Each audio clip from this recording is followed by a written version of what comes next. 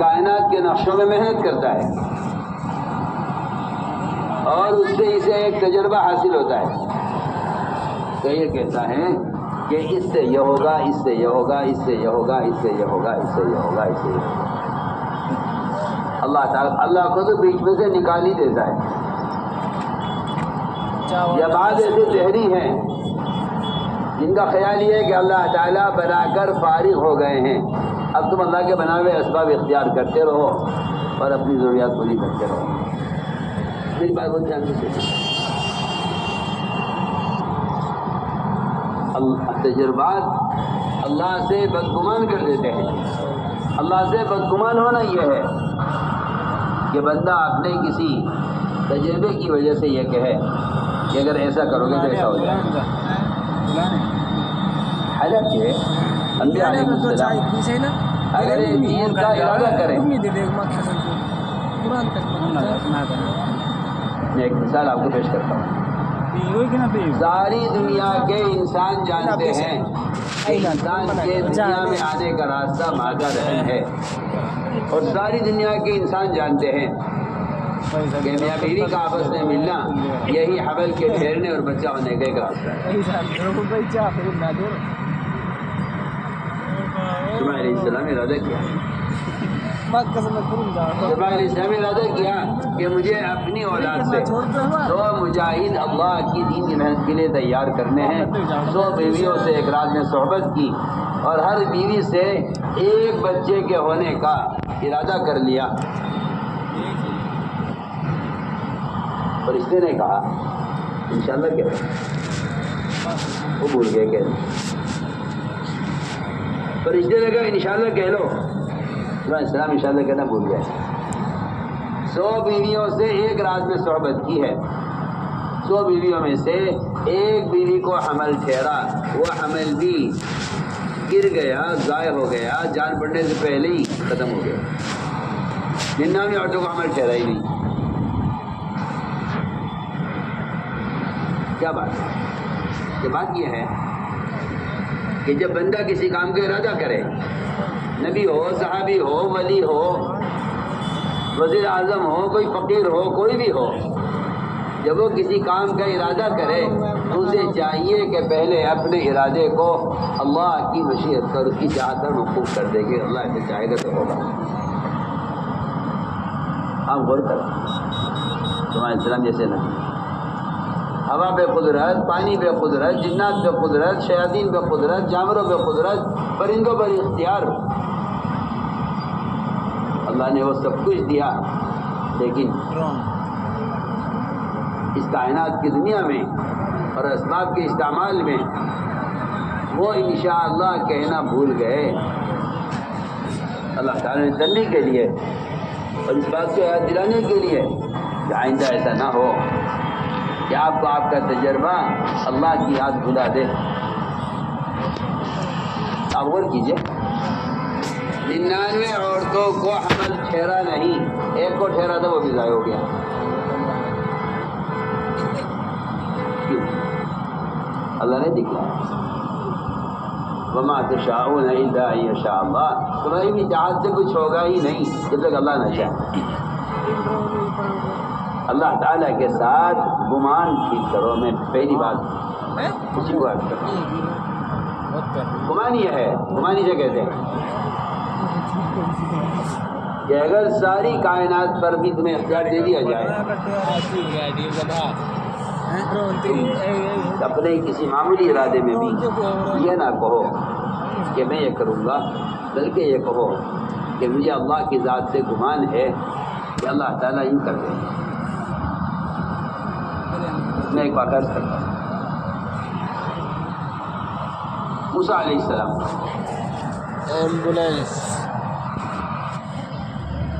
پیٹ میں درد ہوا، اللہ سے کہا اللہ میرے پیٹ میں درد ہے، اللہ نے فرمایا موسیٰ ریحان استعمال کرو۔ ریحان ایک درخت ہوتا ہے،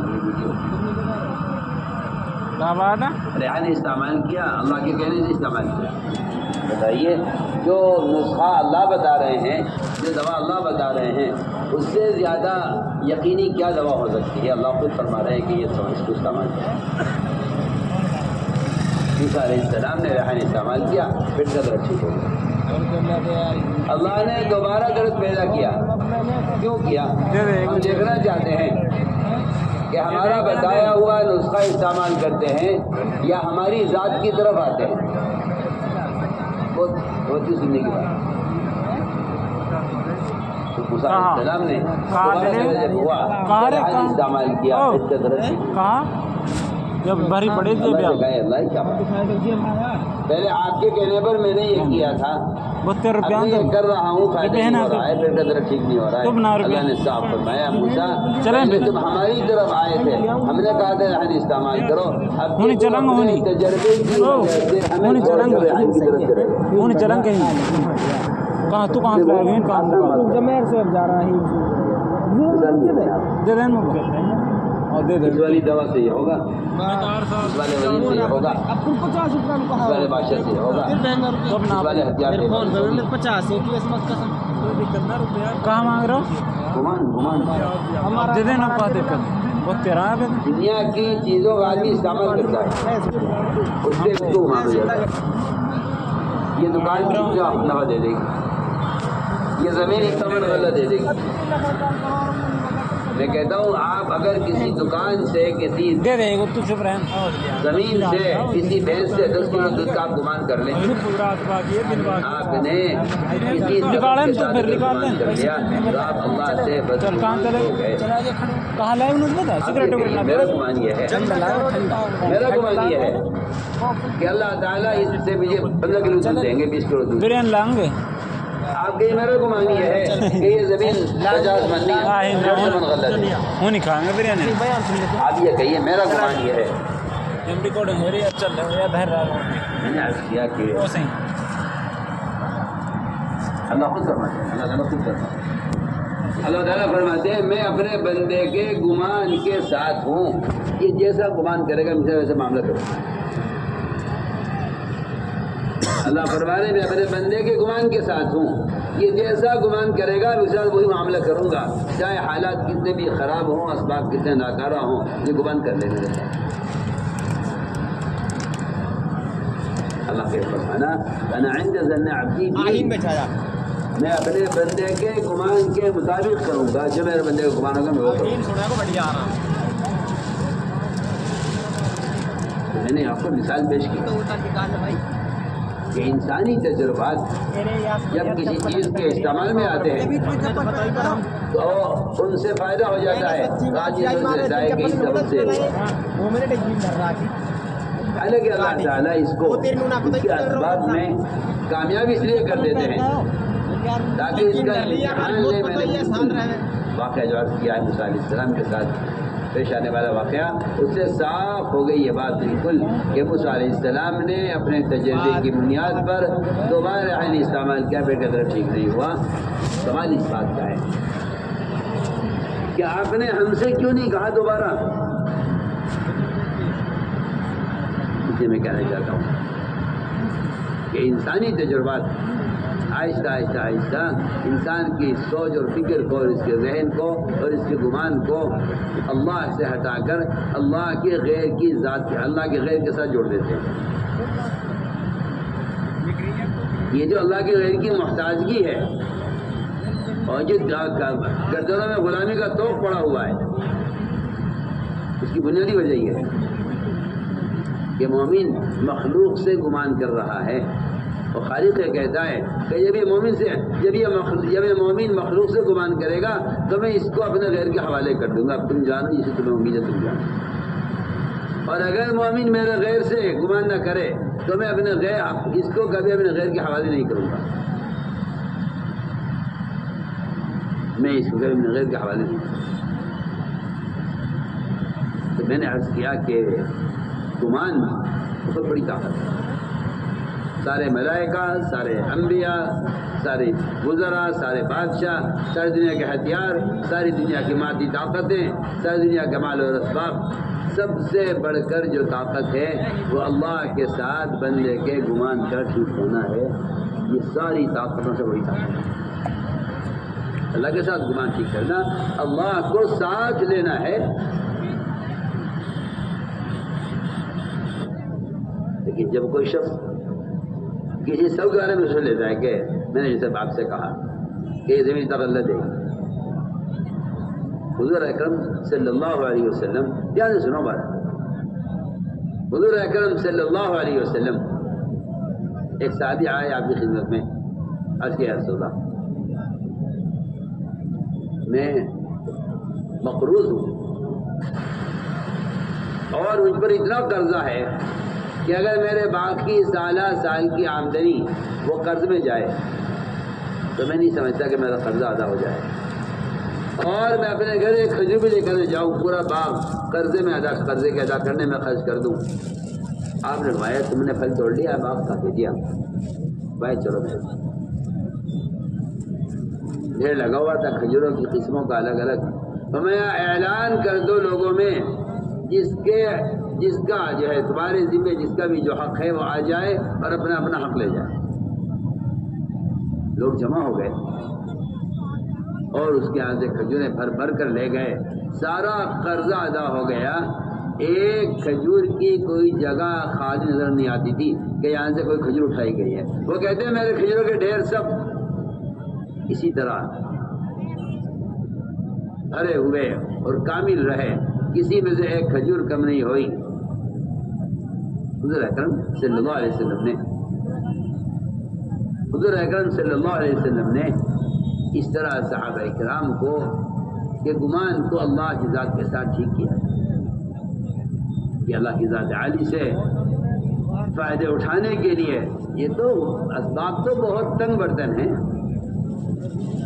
سبب سے گمان کرنا ہے تو اللہ کے غیر سے گمان کرنا ہے، اور اللہ کی ذات جو گمان کر لے کہ وہ تو اسباب بہت تنگ ہوں گے، اور اللہ کی طرف سے جو مددیں ہوں گی وہ ان اسباب سے کہیں زیادہ بڑھ کر ہوں۔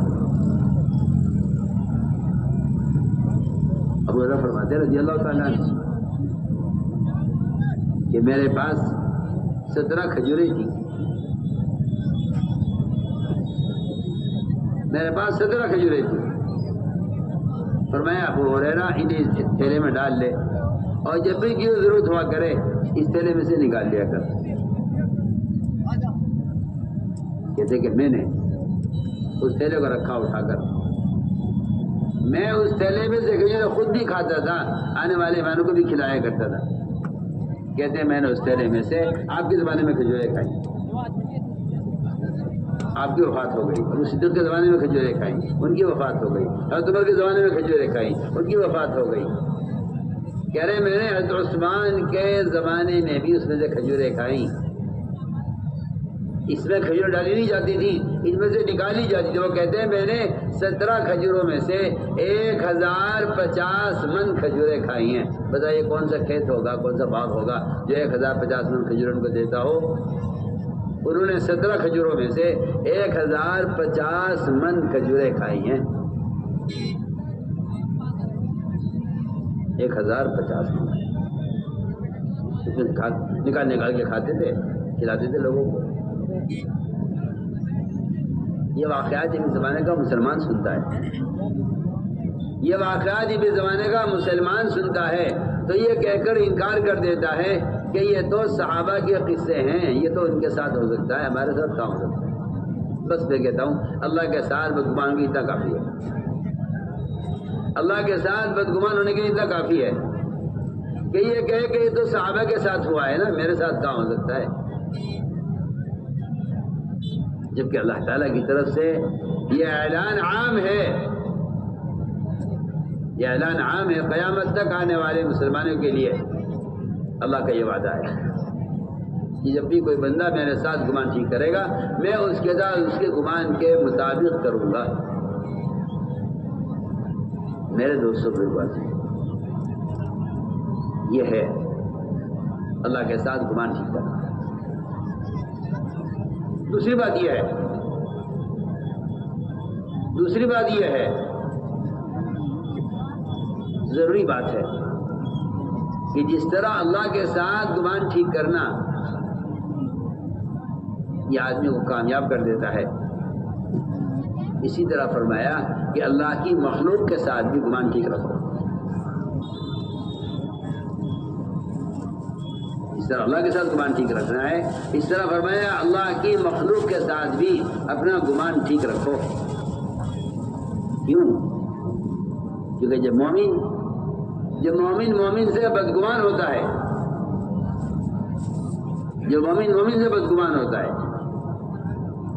تو یہ بدگمانی یہ مومن کی طرف سے دل میں نفرت اور دلوں میں دوری پیدا کرتی ہے۔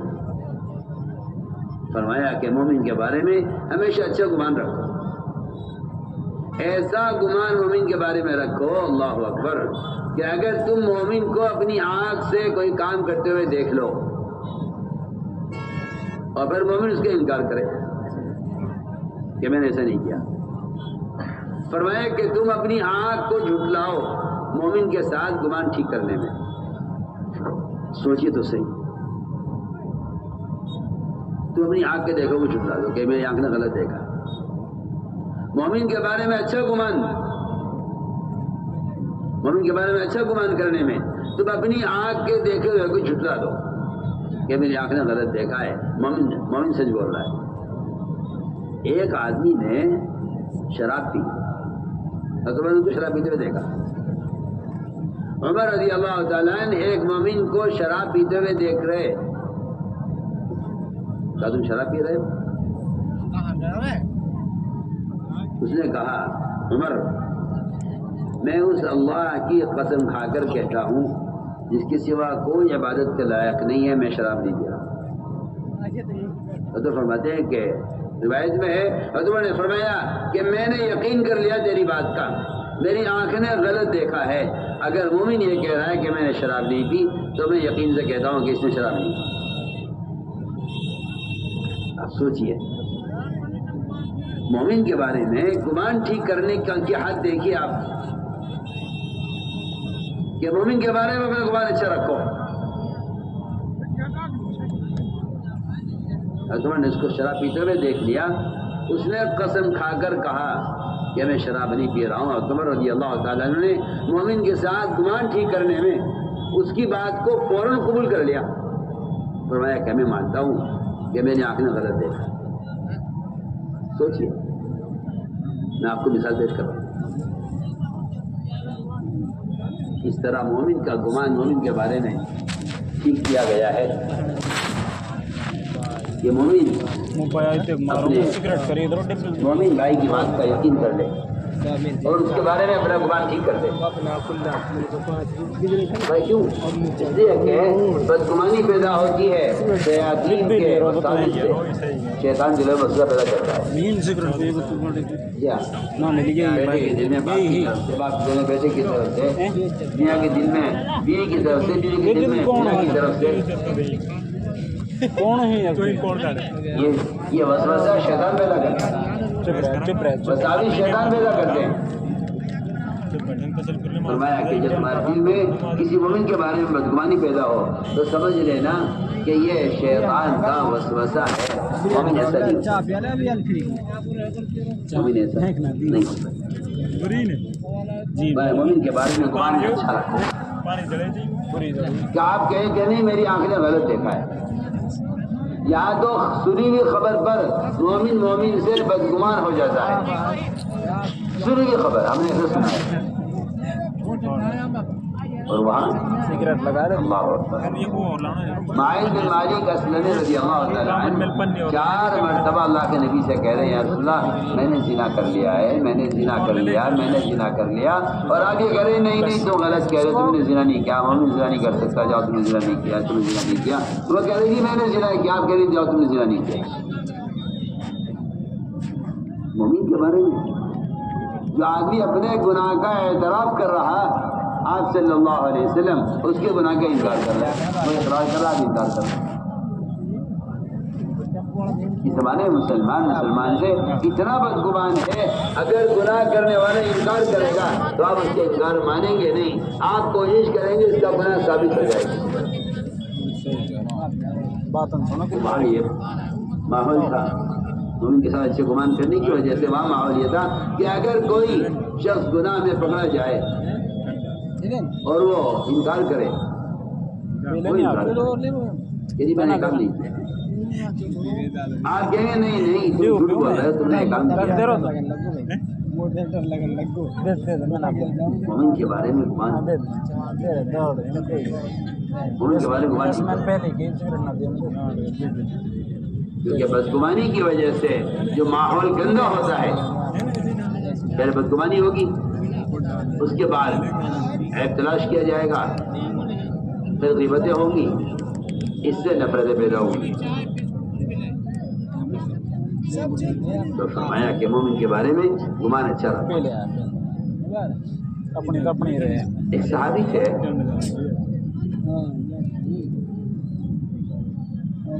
ابو درداء رضی اللہ تعالیٰ ان کی ایک باندھی تھی جیسے مہربانی ہوتی ہے ایسی باندھی ہوتی ہے وہ رات کو بیوی کے پاس سے اٹھ کر باندھی کے پاس چلے گئے مہربانی کی طرح ہوا کرتی تھی اس زمانے باندیاں بیوی نے دیکھ لیا کہ میرے پاس سے اٹھ کر باندھی کے پاس چلے گئے وہ لائی نکال کے چھرا غصے میں کہ میں اسے شوہر کو قتل کر دوں غصہ آ گیا اس کو اتنے میں یہ باندھی فارغ ہو کر کہنے کی کیا بات ہے چھرا لے کے کہاں جا رہے ہیں انہوں نے کہا کہ تو وہاں ہوتا جہاں میں تجھے دیکھا تھا تو میں چھرا تیرے سینے میں گھسا دے انہوں نے صاف انکار کر دیا صاف انکار کر دیا کہتے ہی تو نے غلط دیکھا ہے اور انہوں نے کچھ اشعار پڑھ کے سنا دیا عربی کے بیوی سمجھے قرآن پڑھ رہے ہیں بیوی نے کہا میں آپ کی بات کا یقین کرتی ہوں میری آنکھ نے غلط دیکھا سوچو آپ اگر مومن کے بارے میں اچھا گمان کر کے ایک گھر نہیں چل سکتا دو میاں بیوی کا جوڑ نہیں رہ سکتا تو آپ سے اندازہ کر لیجئے بدگمانی سے اتنا بڑا نظام دنیا میں مسلمانوں کی اجتماعیت کا یہ نظام کیسے چل سکتا ہے اگر مسلمان کی بات پر اعتماد نہ کرے یقین نہ کرے تو جب ایک گھر نہیں چل سکتا اس اعتماد کے بغیر تو اتنا بڑا نظام کیسے چل سکتا ہے جو کہ آپ کو موٹی موٹی مثالیں پیش کر رہا ہوں سیرت سے سوچیے تو میں مومن کے بارے میں اچھا گمان ایک آدمی چوری ہو گئی لوگوں نے پکڑ لی پکڑ کے آیا علی کے پاس پھر اس آدمی نے چوری کی بھائی کیا چرایا تم نے یہ جی اونٹ ہے حضرت رضی اللہ تعالیٰ نے اس کی چوری ثابت نہ ہو اس کے لیے ایسی بات بنائی کہنے لگے علی رضی اللہ تعالیٰ کہ بھائی اونٹ سارے ایک سی شکل کے ہوتے ہیں ہمارا خیال تو یہ ہے کہ مومن چوری نہیں کر سکتا مومن چوری نہیں کر سکتا وہ سارے اونٹ ایک سی شکل کے ہوتے ہیں تم نے اپنا سمجھ کے اونٹ کھولا ہوگا وہ کسی اور کا نکلا لوگوں نے تمہیں چور بنا دیا وہ کہنے لگا جی نہیں جی ایسا نہیں ہے میں نے دوسرے کا سمجھ کے کھولا تھا چور بھی ایسا ہوتے تھے اس نے اعتراف کر لیا علی رضی اللہ تعالیٰ اٹھ کر چلے گئے اور لوگوں سے کہے کوئی کچھ مت کرنا جب تک میں نہ آ جاؤں واپس آئے تھوڑی دیر میں آ کر پوچھا چور سے کہ بھائی تم نے چوری کی ہے اس نے کہا نہیں جی میں نے تو کوئی چوری نہیں کی ہے تھوڑی دیر کے بعد اونٹ چرانے والے نے اونٹ کی چوری سے انکار کر دیا علی رضی اللہ تعالیٰ نے اس چور کو چھوڑ دیا کہ جاؤ ہماری چھٹی تم آزاد ہو لوگوں نے کہا آپ نے کیا کیا کیا کیا اس نے انقرار کیا میں نے پکڑا اس نے انکار کر دیا میں نے چھوڑ دیا ایک مومن کہا میں چور نہیں ہوں تو آپ کو یقین کرنا چاہیے میں یہ مثالیں آپ کو اس لیے دینا چاہتا ہوں کہ یہ تھا وہ مزاج جس کی وجہ سے مسلمانوں کی آپس کی اجتماعیت آپس کی محبت ہے ایک دوسرے کی مدد کرنا ایک دوسرے کو رسوا ہونے سے بچانا ایک دوسرے کو دشمن کے حوالے کرنے سے حفاظت کرنا یہ مزاج تھا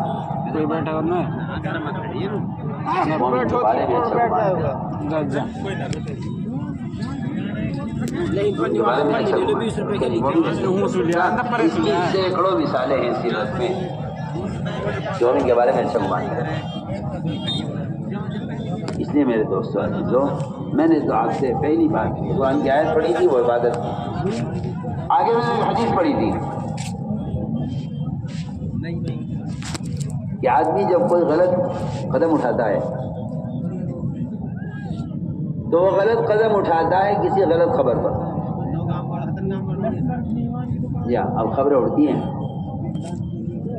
کہاں سے آئی، کس نے بتائی، کس نے کہی، کچھ نہیں. اڑتی اڑاتی خبریں لوگ سنتے ہیں، اس پہ عمل کر لیتے ہیں. حدیث میں آتا ہے ایک مسلمان کے جھوٹا ہونے کے لیے اتنا کافی ہے کہ وہ سنی ہوئی بات کو آگے نقل کر دے. بات سنی آگے بڑھا دے، بات سنی آگے بڑھا دے. ایک آدمی کے جھوٹا ہونے کے لیے اتنا کافی ہے کہ سنی ہوئی بات کو آگے نقل کر دے. آج کل یہ مزاج بہت ہو گیا لوگوں کا، جو کوئی بات سنتے ہیں اور سن کر اسے آگے آگے آگے اس کو نقل کر دیتے ہیں. حالانکہ یہ بات یاد رکھنا میری، زنا کرنے والے سے زیادہ بدتر وہ شخص ہے جو اس کی زنا کی خبر کر رہا ہے. زنا کرنا بڑا گناہ ہے. جو اس کی خبر کر رہا ہے یا برائی کو پھیلا رہا ہے، فرمایا اس کے لیے تو ایک عذاب ہے آخرت کا، اگر یہ توبہ نہ کرے. وہ بھی اگر توبہ نہ کرے، توبہ کر لے تو وہ بھی نہیں ہے. لیکن جو آدمی خبر کر رہا ہے اس کے گناہ کی، فرمایا کہ اس کو ڈبل عذاب دیا جائے گا. دنیا کا عذاب الگ دیا جائے گا، آخرت کا عذاب الگ دیا جائے گا. فرمایا کہ مسلمان کے عیب کو ظاہر کرنے والا اور مسلمان کے عیب کو کھولنے والا، فرمایا کہ یہ مرے گا نہیں جب تک اس عیب میں مبتلا نہ ہو جائے، جب تک یہ گناہ خود نہ کر لے. فرمایا کہ مومن کے بارے میں اپنا گمان اچھا رکھو اور مومن کی گئے گناہ کی تعویل کرو کہ نہیں جی مومن ایسا نہیں کر سکتا. فرمایا کہ یہ ہے مومن کے ساتھ گمان ٹھیک کرنا. اور یہ کہ آپ صرف یہ خبر کو آگے بڑھا دیں. چنانچہ آگے غلط خبر پر کوئی فیصلہ کر بیٹھتا ہے، نزدیک چاہتا ہے کہ اس پر ایک واقعہ آپ کو سنیں.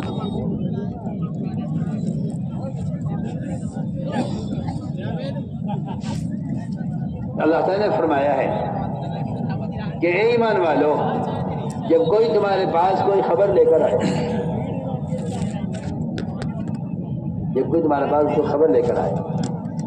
تو تمہیں چاہیے کہ اس خبر کی تحقیق کر لینا. ایسا نہ ہو کہ تم ایک قدم اٹھا لو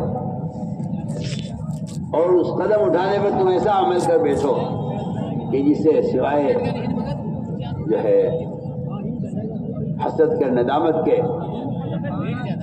اور نقصان کے سوا کچھ نہ ہو، اور ایسا نقصان ہو جائے تو اس کی تلافی نہ ہو سکے. واقعہ پیش آیا کہ ایک قبیلہ تھا، قبیلہ بنو مستلق، مالدار قبیلہ تھا. وہ اسلام لایا، آپ کے خدمت حاضر ہوا، اور اس قبیلے نے آپ صلی اللہ علیہ وسلم سے آ کر جب آپ اسلام قبول کیا تو آپ نے ان کو زکوٰۃ کا حکم دیا کہ تمہیں زکوٰۃ دینی ہوگی اپنے مال کی. انہوں نے کہا جی ہم زکوٰۃ دیں گے. اب یہ بتائیے کہ زکوٰۃ کا مال ہم آپ کے پاس لے کر آئیں یا آپ کا آدمی آئے گا زکوٰۃ وصول کرنے کے لیے؟ آپ نے فرمایا کہ نہیں، تمہیں آنے کی ضرورت نہیں ہے، ہمارا آدمی آئے گا تم سے زکوٰۃ وصول کرنے کے لیے. چنانچہ آپ صلی اللہ علیہ وسلم نے ایک تاریخ طے کر دی کہ اس تاریخ میں ہمارا آدمی آئے گا تم سے زکوٰۃ وصول کرے. وہ لوگ انتظار کر رہے تھے. حضور اکرم صلی اللہ علیہ وسلم نے ایک شخص کو بھیجا کہ جاؤ بنو مستلق سے زکوٰۃ وصول کر کے لاؤ. ادھر ان کو معلوم تھا کہ یہ تاریخ آپ کے آدمی کے آنے کی ہے.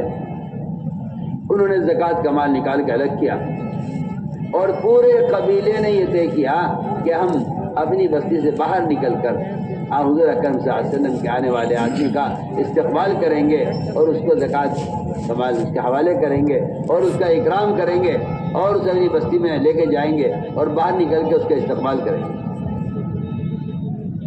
منافقین ہوتے ہی ان کا کام یہی ہے کہ ان آپس میں جھگڑے کراؤ، ان آپس میں غلط فہمیاں پیدا کرو، ان آپس میں ایک دوسرے کی طرف سے ایک دوسرے کا ذہن خراب کرو. ایک منافق نے دیکھا کہ اچھا جی ان میں ایسی محبت، ان میں ایسی اطاعت، ان میں ایسی اجتماعیت، کیسے ان کے درمیان اختلاف پیدا کیا جائے اور کیسے ان کی اطاعت کو اور ان کی آپس کی اجتماعیت کو توڑا جائے. راستے میں ایک آدمی آیا، ایک صحابی سے ملا، پوچھا کہاں جا رہے ہیں؟ کہنے گئے، اس نے کہا کہ میں بنو مستلق سے زکوٰۃ لینے جا رہا ہوں. اس آدمی نے کہا کہ آپ کو خبر ہے حالات کیا ہیں؟ میں آپ کا بڑا خیر خواہ ہوں اور میں آپ کی حفاظت کے لیے کہہ رہا ہوں، آپ میری بات کا یقین کریں. وہ لوگ آپ کو قتل کرنے کے لیے بستی سے باہر کھڑے ہوئے ہیں اور وہ لوگ زکوٰۃ دینے سے انکار کر رہے ہیں. یہ جھوٹی خبر اس منافق نے ان صحابی کو بتائی جو زکوٰۃ دینے جا رہے تھے. اب یہ خبر آ گئی، ظاہر بات ہے کہ بھائی ایک آدمی اتنے یقین سے خبر دے رہا ہے اور ہمارا خیر خواہ بن کر بات کر رہا ہے. یہ آدھے راستے سے واپس آ گئے، آ کر عرض کیا حضور اکرم صلی اللہ علیہ وسلم سے کہ یا رسول اللہ میں گیا تھا لیکن راستے میں یہ خبر ملی ہے. یہ جو میں بتانا چاہتا تھا کہ اڑتی اڑاتی خبریں لوگ سن لیتے ہیں کہ یہ راستے میں خبر ملی ہے کہ وہ لوگ مجھے قتل کرنا چاہتے ہیں اور زکوٰۃ دینے سے انکار کر رہے ہیں. آپ نے صحابوں کو جمع کیا، مشورہ کیا کہ بھائی بتاؤ کیا کریں. مشورہ میں یہ طے ہوا کہ رات کو ایک فوجی دستہ بھیجا جائے اس قبیلے پر اور پورے قبیلے کو قتل کر دیا جائے. سوچیا، پورے قبیلے کو قتل کر دیا جائے. اس طرح مشورہ ہو گیا، فیصلہ ہو گیا. آپ صلی اللہ علیہ وسلم نے ایک فوجی دستہ روانہ کیا. ادھر وہ انتظار کر رہے کہ اب تک آپ صلی اللہ علیہ وسلم کی طرف سے آدمی کیوں نہیں آیا، کیا بات ہو گئی. انہوں نے کہا اصل بات یہ اس لیے نہیں آیا آدمی زکوٰۃ دینے کے لیے کہ شاید اللہ نے آپ صلی اللہ علیہ وسلم کو ہماری زکوٰۃ کے مال کو قبول کرنے سے روک دیا ہے. کیوں؟ بہت ممکن ہے کہ ہمارے زکوٰۃ میں، ہمارے مال میں کچھ حصہ حرام کا داخل ہو گیا ہو. سوچیا ہے زکوٰۃ دینے کے لیے آدمی نہیں آیا اور اس بات کا خطرہ ہو گیا کہ شاید ہمارے مال میں کچھ مال حرام کا شامل ہو گیا ہے. اس لیے اللہ نے اپنے نبی کو روک دیا کہ ان کی زکوٰۃ مت لینا، ان کا مال حلال نہیں. وہ انتظار کرتے کرتے پریشان ہو گئے تو وہاں سے وہ چلے کہ چلو اللہ کے نبی سے جاتے ہیں کہ جی آپ تو وعدہ خلافی نہیں کرتے، آپ کا آدمی آج کیوں نہیں آیا.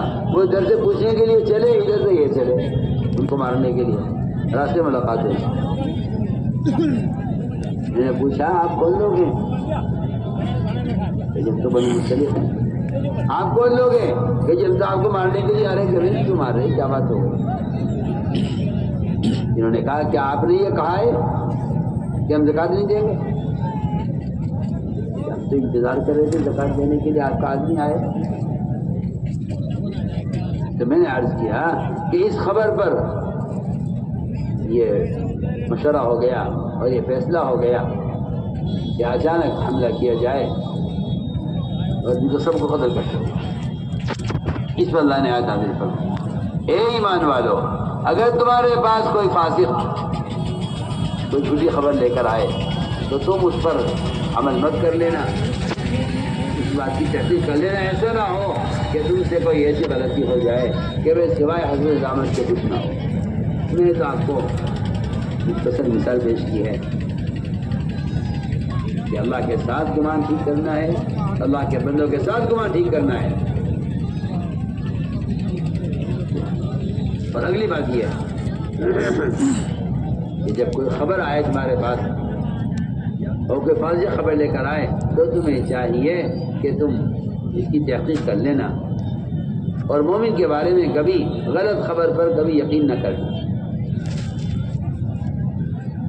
یہ ساری بات میں نے یہ سمجھانے کے لیے عرض کی ہے کہ دنیا میں جتنا فساد ہے, باپ بیٹے میں, میاں بیوی میں, بھائی بھائی میں, پڑوسی پڑوسی میں, یہ سارا فساد سب سے پہلے اس بدگمانی کا ہے. اس لیے فرمایا کہ اللہ تعالیٰ کی جو غیبی مددیں ہیں اور جو غیبی نصرتیں ہیں, وہ غیبی مددیں نصرتیں وہ اصل میں آپس کی اجتماعیت کے ساتھ ہیں. اور جہاں بدگمانیاں ہوتی ہیں وہاں اجتماعیت نہیں ہوتی, جہاں بدگمانیاں ہوتی ہیں وہاں اجتماعیت نہیں ہوتی. اس لیے فرمایا کہ اللہ تعالیٰ کی غیبی مدد وہ ایک تو اس کے ساتھ ہے کہ بندہ اللہ کے ساتھ گمان ٹھیک کرے. دوسری بات یہ ہے کہ اللہ تعالیٰ کی غیبی مدد اور غیبی نصرتیں وہ مسلمانوں کی آپس کی اجتماعیت کے ساتھ ہیں. اس لیے کہ جس رعب سے اللہ نے مدد کی ہے آپ صلی اللہ علیہ وسلم آپ کے صحابہ کی, اللہ تعالیٰ نے وہ رعب قیامت تک کے لیے 3 چیزوں میں رکھ دیا ہے. 3 چیزوں میں اللہ نے وہ رعب رکھ دیا ہے جس رعب سے اللہ نے محمد صلی اللہ علیہ وسلم کی مدد کی ہے. سب سے پہلی بات بات کر رہا ہوں, اللہ تعالیٰ کی غیبی مددیں اور وہ رعب جس اللہ نے ابھی نبی کی مدد کی ہے, وہ رعب رکھا گیا ہے سب سے پہلے دعوت اللہ کی طریقے. بہت ضروری بات ہے. اللہ نے جس رعب سے محمد صلی اللہ علیہ وسلم کی مدد کی ہے وہ رعب اللہ تعالیٰ نے رکھ دیا ہے اس دعوت کے فریضے میں. اور یہ صاف قرآن نے کہہ دیا ہے کہ اگر تم اس دعوت کے فریضے میں نبی کے مددگار ہو تو اللہ تعالیٰ تمہاری مدد کریں گے. ان تنصروا اللہ ینصرکم, کہ اگر تم اللہ کے دین کے مددگار ہو تو اللہ تعالیٰ تمہاری مدد کریں گے. 3 اسباب نصرت ہیں, 3 اسباب نصرت ہیں. ایک دعوت, دوسرے آپس میں مسلمانوں کی اجتماعیت, اور تیسری بات مسلمانوں کا اتباع سنت پر جمع ہونا. اللہ تعالیٰ نے جس رعب سے مدد کی ہے محمد صلی اللہ علیہ وسلم کی, وہ رعب قیامت تک کے لیے اتباع سنت میں, آپس کی اجتماعیت میں اور اس دعوت کے فریضے میں رکھا گیا ہے. یہ پہلی بات عرض کر دی کہ اللہ تعالیٰ نے اس امت کی جو مدد کی ہے وہ غیبی مدد کی اللہ تعالیٰ نے اس دعوت کے دین کی نصرت پر. دعوت اللہ اس فریضے کی وجہ سے, اس دعوت کے فریضے کی وجہ سے اللہ تعالیٰ رعب کے ذریعے مدد فرماتے ہیں. میرا دل چاہتا ہے کہ وہ واقعات غور کر کیے جائیں کہ جس سے معلوم ہو کہ سب سے زیادہ اللہ کی غیبی مددیں اس دعوت اللہ کے فریضے پر نازل ہوئی. ہوا یہ حضور اکرم صلی اللہ علیہ وسلم نے اپنے ہر امتی کو داعی بنایا تھا. کیوں؟ اس لیے کہ دعوت سے بڑھ کر اللہ کی غیبی مدد کا اور دعوت سے بڑھ کر اپنے دین پر جمنے کا کوئی اور ذریعہ نہیں ہے. کیوں اللہ نے دونوں باتیں فرمائی ہیں قرآن میں, ان تنصروا اللہ ینصرکم ویثبت اقدامکم. ایک تو اللہ تمہاری مدد کریں گے اور دوسری بات یہ ہے کہ اللہ تعالیٰ تمہارے قدموں کو دین پر جما دیں گے. اس لیے حضور اکرم صلی اللہ علیہ وسلم نے اپنے صحابہ کو، اپنے ہر صحابی کو، آپ صلی اللہ علیہ وسلم نے اپنے ہر صحابی کو دین کا داعی بنایا تھا. اس لیے آپ نے جماعتیں بھیجی ملکوں میں، اور آپ نے جماعتیں بھیجی بادشاہوں کی طرف.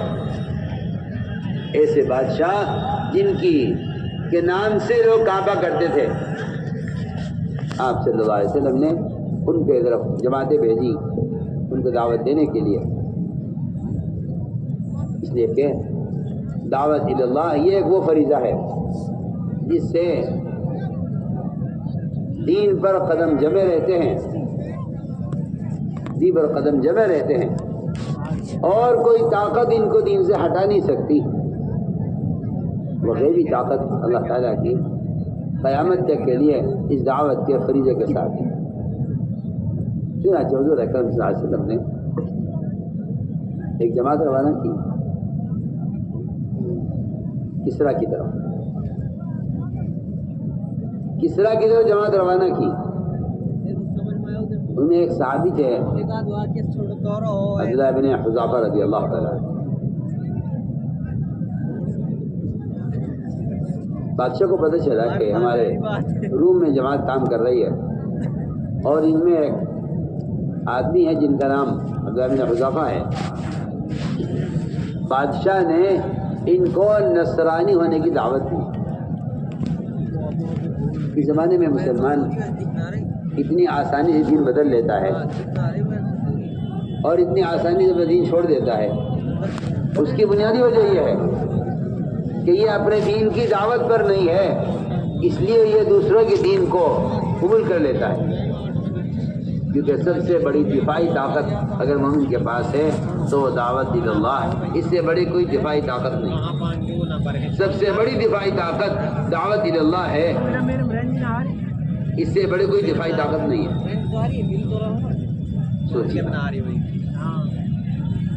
روم کا بادشاہ عبداللہ بن حذافہ رضی اللہ تعالیٰ عنہ کو نصرانی ہونے کی دعوت دے رہا ہے کہ آپ نصرانی ہو جائیں. میں کہ نہیں، میں اگر دین چھوڑوں گا. اس نے کہا آپ نصرانی ہو جائیے، میں آپ کو آدھا ملک دے دیتا ہوں. آدھا ملک آپ کا، آدھی فوج آپ کی، آدھی زمین آپ کی ملک کی.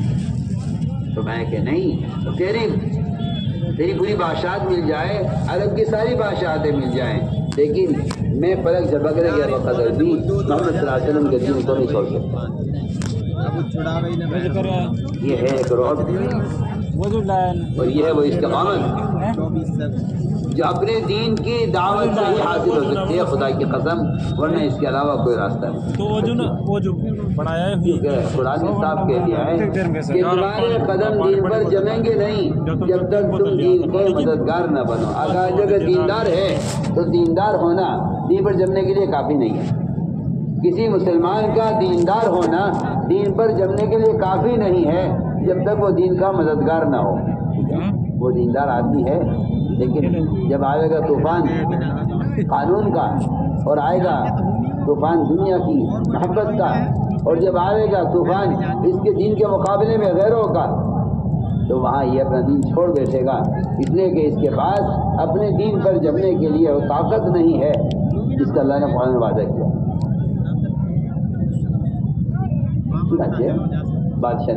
بادشاہ نے کہا اس سے کہ تم نصرانی ہو جاؤ، میں تمہیں آدھا ملک دے دیتا ہوں.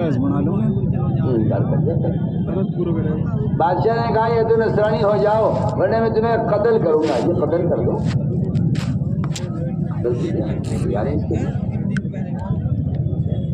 دمی دون دینی، یہ تھا صحابہ کرام کا نعرہ، یہ تھا دمی دون دینی، کہ میرا آپ خود لے لیجیے، آپ میرا دین خریدیں یا مجھے دین سے روکیں. میں اپنی جان پیش کر سکتا ہوں، لیکن میں دنیا کو لے کر دین کو بیچ دوں یہ میں نہیں کر سکتا. بادشاہ تنگ آ گیا. تو میں آج کرنا چاہتا ہوں وہ رعب جس سے اللہ تعالیٰ نے محمد صلی اللہ علیہ وسلم کی مدد کی ہے، اور وہ رعب جس سے بعد والے کی مدد کی ہے. اس کا سب سے بنیادی سبب اور بنیادی فریضہ وہ دعوت اللہ ہے۔ حضور اکرم صلی اللہ علیہ وسلم نے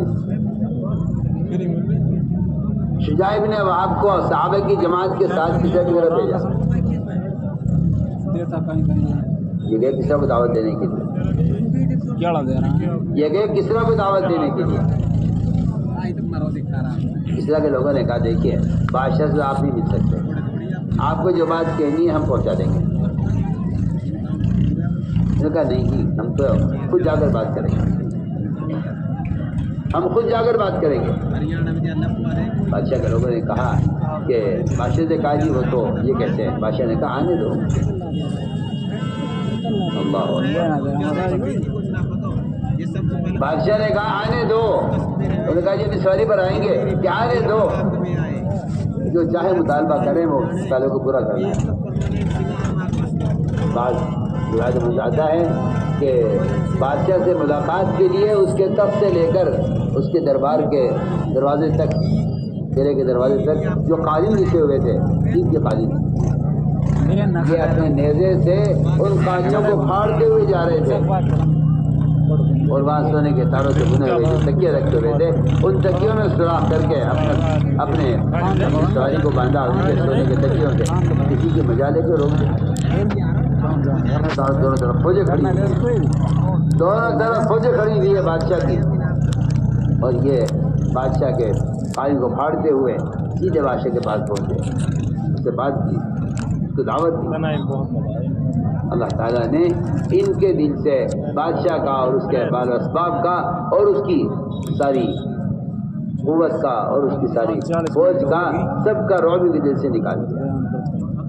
میں تو اجازت کرنا ہے کہ سب سے پہلا سبب یہ تھا کہ اللہ تعالیٰ دعوت پر پہلی مدد یہ فرماتے ہیں کہ داعی کے دل سے باطل کا رعب اور باطل کے دل سے ماحول کا اثر اس کے دل سے نکالے۔ ان واقعات سے معلوم ہوتا ہے کہ وہ غیبی مددیں جو انبیاء علیہ السلام کے ساتھ تھی وہ قیامت تک کے لیے اللہ تعالیٰ نے دعوت اللہ کے فریضے کے ساتھ رکھ دی ہیں۔ وہ صاف قرآن نے کہا ہے کہ اس سے زیادہ پختہ مذہب، اس سے اچھا دین ہو کس کر سکتا ہے جو دعوت عبادت کو جمع کرے۔ قرآن کہتا ہے کہ اس سے اچھا مذہب، اس سے اچھا دین ہو کس کر سکتا ہے جو دعوت اور عبادت دونوں کو جمع کر دے۔ اس لیے میں نے عرض کیا کہ یہ ہے واقعات کہ حضور اکرم صلی اللہ علیہ وسلم نے اپنے ہر صحابی کو داعی بنایا تھا، اس لیے انہیں اپنے دین پر استقامت تھی اور کوئی طاقت نہیں تھی جو ان کو ان کے دین سے ہٹا دے، جو ان کو ان کے دین سے پھیر دے، کوئی طاقت نہیں تھی۔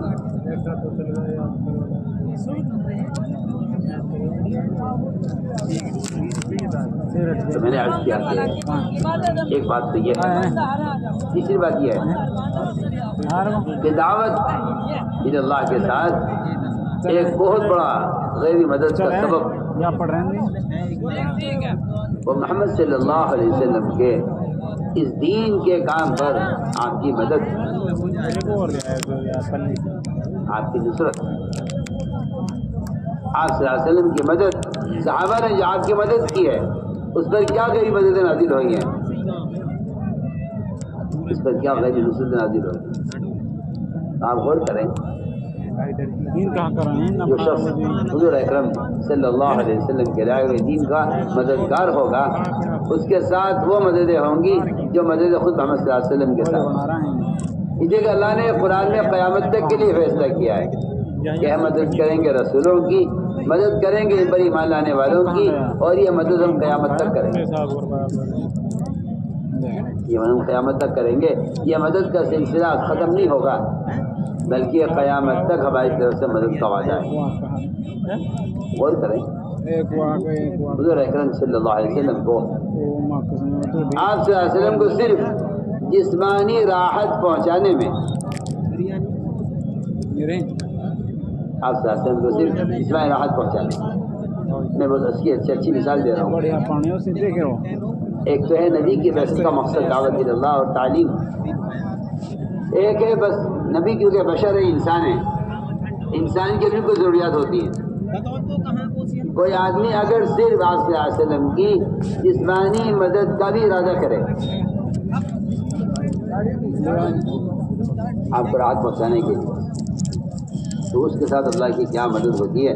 میرا دل چاہتا ہے کہ ان واقعات کو بھی غور کیا جائے کہ آپ صلی اللہ علیہ وسلم کی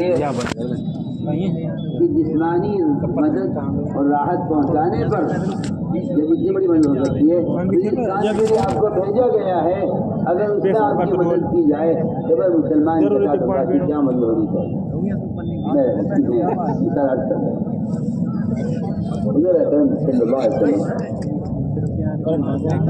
پام نہ جائیں گا ہمارا آپ بہت تھکے ہوئے تھے، آپ بہت تھکے ہوئے تھے، آپ نے اپنے کی نماز پڑھی اور اثر پڑھ کر اپنے شاہد کو بلایا. آپ سے گود میں سر رکھ کر لے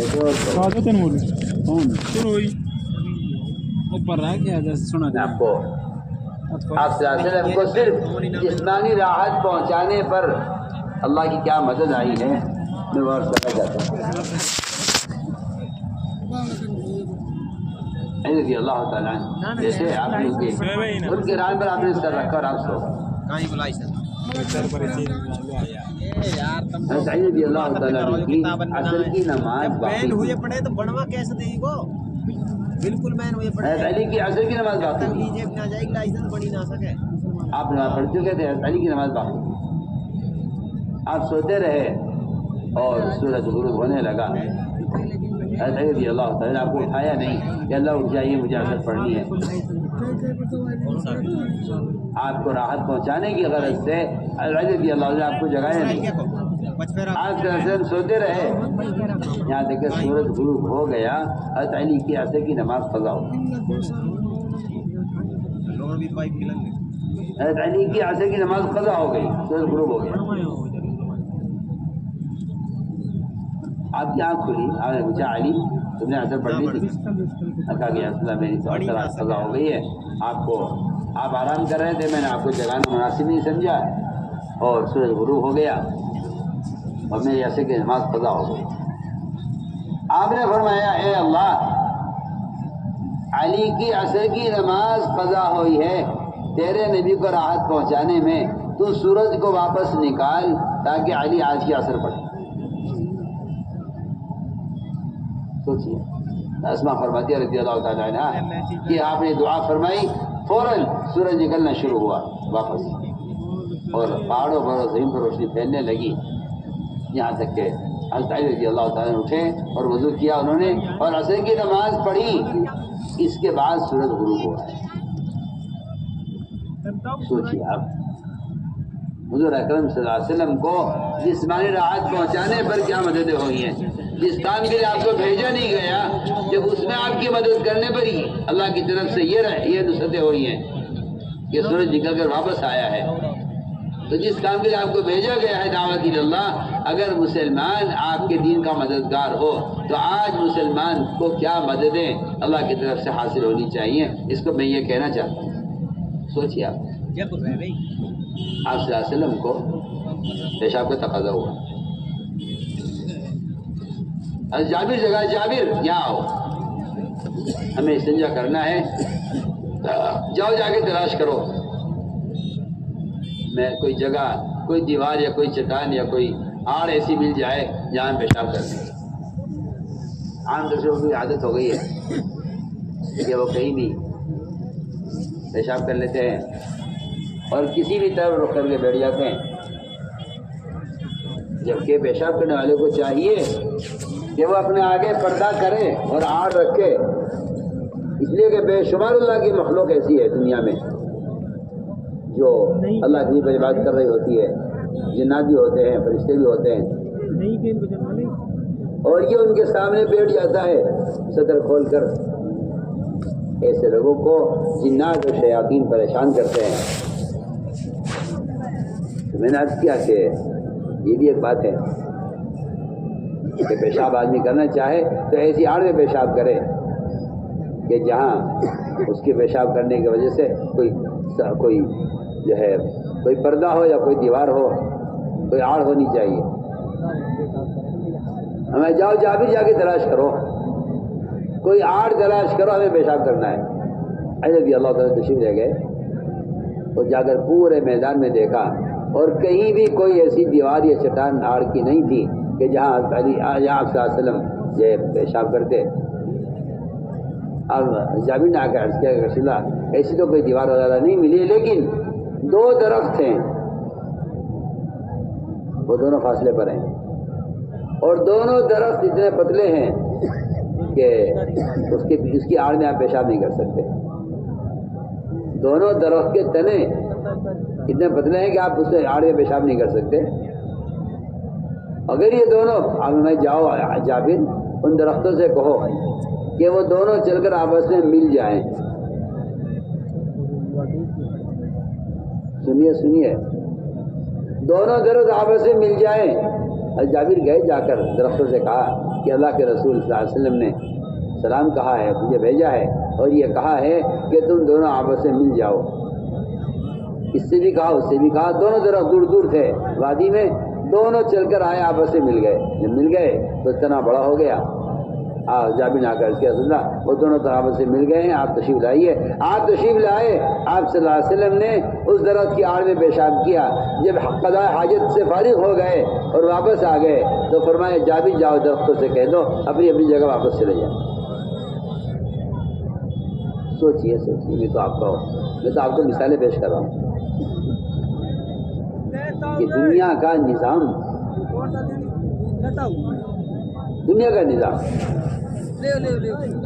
انفرادی دعوت پر غیر مددیں اور ہمیں صلی اللہ علیہ وسلم کو صرف جسمانی راحت پہنچانے پر ہے. پیشاب استنجا کروا دیا آپ کو، یا آپ صلی اللہ علیہ وسلم کو کے لیے حضرت علی نے آپ کو آرام کرا دیا اپنی ران پر. یہ تو وہ واقعات ہیں جن سے آپ کی بدنی آپ کو بدنی راحت پہنچائی گئی ہے، جس پر درخت بھی چل رہا ہے، سورج بھی واپس نکل رہا ہے. غور کیجیے میں کیا بول رہا ہوں. اس کو آپ سوچیے جس کام کے لیے نبی کو بھیجا نہیں گیا، جس کام کے لیے آپ کو بھیجا نہیں گیا، جو آپ کا سونا کھانا پیشاب استنجا آپ کا مقصد بعثت نہیں ہے، آپ کے بھیجانے کا مقصد نہیں ہے. جس کام کے لیے آپ کو بھیجا گیا ہے دعوت اللہ، کوئی اگر آپ کے کام میں مدد کرے تو بتائیے تو صحیح، پھر اس کے ساتھ اللہ تعالیٰ کی کیا مدد ہوتی ہے. اللہ تو میں اس لیے واقعات سنا رہا ہوں تاکہ پتہ چلے. حضور اکرم صلی اللہ علیہ وسلم کے سفر میں تھے، آپ ایک سفر میں تھے کیونکہ آپ صلی اللہ علیہ وسلم کی عادت تھی سفر میں دعوت دینے کی، سفر میں چلتے چلتے دعوت دینے کی آپ کی. اس لیے کہ انبیاء علیہ السلام کسی بھی حالت میں، خوف میں ہوں، امن میں ہوں، جو ہے نعوذ باللہ آپ کے کو قید کرنے اور قدر کرنے کی کوششیں ہو رہی ہوں، آپ کسی بھی انبیاء کسی حال میں دعوت کے وجہ کو چھوڑتے نہیں. یوسف علیہ السلام جیل میں ہیں، حالات انتہائی خراب ہیں، لیکن جیل میں بھی آنے والے جس بادشاہ نے جیل میں ڈلوایا ہے اسی بادشاہ کے ساتھی کو یوسف علیہ السلام دعوت دے رہے ہیں اللہ کی توحید کی. یہ نہیں کہ ابھی حالات ٹھیک نہیں ہے، دعوت دینے کا بھی موقع نہیں ہے. یہاں تو تاجر کہتا جی یہ موقع ابھی کام کا نہیں ہے، ابھی مشغول ہوں. انبیاء علیہ السلام بڑے سے بڑے خطرے میں اور بڑے سے بڑی جو ہے حالات میں اور خوف میں اس دعوت کے فریضے کو چھوڑتے نہیں. چنانچہ حضور اکرم صلی اللہ علیہ وسلم سفر میں تھے، آپ نے ایک دیہاتی کو دیکھا گزرتے ہوئے، آپ نے اس کو دعوت دی اللہ کی توحید کی. اس نے کہا کہ آپ کے اس بات پر کون گواہ ہے؟ آپ نے فرمایا کہ جو درخت سامنے کھڑا ہوا ہے وہ گواہی دے گا کہ میں اللہ کا رسول اور اللہ ہے. روایت میں ہے وہاں سے درخت چلتا ہوا آیا، زمین پھاڑتا ہوا اور آپ کے سامنے آ کر کھڑا ہو گیا. آپ نے 3 مرتبہ درخت سے گواہی لی، درخت 3 مرتبہ گواہی دی، بے شک آپ سچ کہہ رہے ہیں، بے شک آپ سچ کہہ رہے ہیں، بے شک آپ سچ کہہ رہے ہیں، آپ اللہ کے رسول ہیں. اللہ ہے کہ اس درخت کی گواہی پر اس دیہاتی نے، اسلام قبول کیا اور آپ کی بات کی تصدیق کی، اور یہ کہا ساتھ ساتھ کہ میں جا کر پوری قوم کو دعوت دے کر لے کر آؤں گا، اگر یہ بات نہیں مانی تو میں سب کو لے کر آؤں گا، ورنہ میں آپ کے پاس آ کر آپ کے ساتھ رہوں گا۔ تو آپ کو مثال دے رہا ہوں کہ ادھر آپ صلی اللہ علیہ وسلم نے اس نے گواہی طلب کی تو دعوت پر بھی دعوت پر یہ طرف چل کر آ رہا ہے، اور ادھر آپ صلی اللہ علیہ وسلم کی قضاء حاجت کے لیے بھی طرف چل کر آ رہا ہے۔ میرے دوستوں کی بات یہ غیبی مددیں جتنی بھی تھیں یہ دعوت کے فریضے کے ساتھ تھی، لیکن مسلمان نے دعوت کے فریضے کو ایک چھوڑ دیا کہ دعوت دینا کوئی فرض نہیں ہے، کوئی واجب نہیں ہے، حالانکہ ہر مسلمان کے ذمہ دعوت دینا وہ ایک ایسا فرض عین ہے کہ اگر مسلمان دعوت کے فریضے کو چھوڑ دے تو اسے اللہ کے عذاب کے آنے کا انتظار کرنا چاہیے۔ دعوت ہر مومن کے ذمہ دعوت اللہ فرض عین ہے، مرد ہو یا عورت،